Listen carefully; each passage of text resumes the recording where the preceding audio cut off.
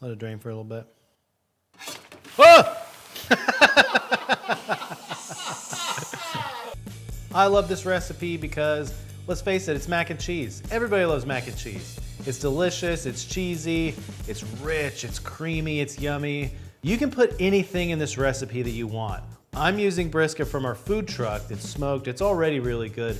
It's a great blank canvas. It's a great palette to just put any flavor on it that you want.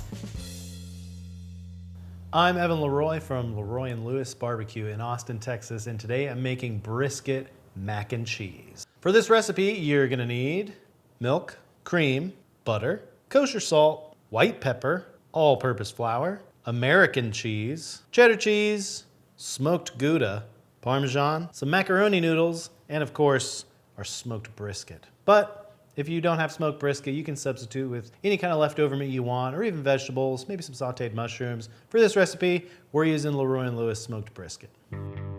We're gonna start by cutting up this beautiful piece of brisket. I'm just gonna start cutting it into slices first, then I'm gonna dice the slices. This is about a pound of brisket. If you're using something else, it doesn't necessarily need to be that much, but for this recipe, we're using a pound of brisket. All right, now it's time to shred the cheese. We have, first of all, our American cheese here, pre-shredded. This is gonna help with the creaminess of the sauce. So here we go, American cheese in the bowl. Next, we're gonna do this Gouda. The Gouda is gonna add some creaminess. It's really nice. It's also smoked Gouda.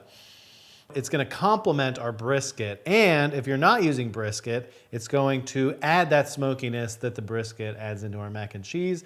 Another layer of flavor, another layer of depth to our mac and cheese here. I'm just gonna try to cut the waxy kind of bit off of this Gouda here. It should just peel off each. There we go. Shred time. Shredding this kind of larger threads here.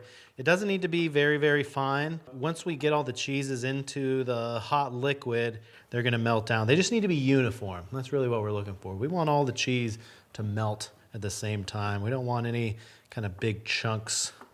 Sharp cheddar next. It's so good. This is one of my favorite cheeses. The cheddar is gonna add a little bit of a bite to our mac and cheese. Nice cheese pile. And then we have the Parmesan here. I'm gonna kind of cut the rind off here. Parmesan, gonna add a little saltiness, a little umami to everything. Is there anything more beautiful than just a huge pile of cheese? Just gotta make sure it's good. Confirmed, very good. Okay, all the cheese in the bowl. It's the foundation of our mac and cheese. It's time to start cooking. We are gonna get our pasta water boiling first before we start the roux, because we don't want to be done over here and then not have this thing ready. Pasta water.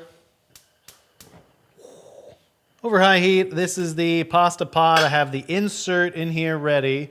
Lid on. It'll make it come up to a boil faster. We're gonna get over here for the roux now. We're using butter here. You can use any other kind of fat for roux. A lot of gumbo recipes and stuff are known for roux. They use pork fat or other kind of stuff like that. But for a bechamel, which is basically what we're gonna do here, OG French mother sauce, we're going butter first. So we wanna melt that down. Going medium-high heat. I don't wanna put any browning on the butter. The idea for this mac and cheese is to keep it all kind of white. Once the butter's melted, we're gonna add the flour. You want roughly equal parts of butter and flour to make a good roux. And I'm just gonna stir these around. We're not looking for any color on here. It's gonna be a blonde roux. I'm gonna add the cream and the milk now. I'm just gonna keep stirring these around. I want all the roux to kind of melt into the cream and milk. This is looking really good. We're simmering. Everything is thickened and we are just about ready to add the cheese. All right, before I add the cheese, I'm gonna go ahead and season this with some salt and white pepper. I don't wanna add too much salt because the cheese is salty. But again, we're cooking, we need to season it every step. And now just a little bit of white pepper. I wanna use white pepper because it's just a little bit more subtle on the flavor. Okay, now it's time to add the cheese. I am going to turn off the heat. The residual heat of the sauce is going to melt the cheese. We don't need to have it on the heat to melt the cheese. Cheese is going in. All of our wonderful cheese. This is when it really becomes mac and cheese. Okay, I'm just gonna stir this around until everything melts. Oh yeah, baby. Now with the cheese melted, we're just gonna push that back there to chill for a second. And it's time to cook our pasta because we are boiling here. Gonna go ahead and season the water. Bunch of salt. I don't put oil in it, just salt. Macaroni. In. I'm just gonna give it a gentle stir to make sure nothing's sticking together. And we'll just cook it till it's done. Okay, we didn't really set a timer here on this pasta, but it is perfectly al dente and done. They're kind of squishy. They taste done. They just have a little bit of toothsomeness to them, al dente. All right, now we're gonna bring everything together. We're gonna go in with the pasta. We've got our brisket here. Now we just mix all these wonderful things together. Noodles, cheese sauce, brisket. Listen to that sound. Oh, yes. Yes.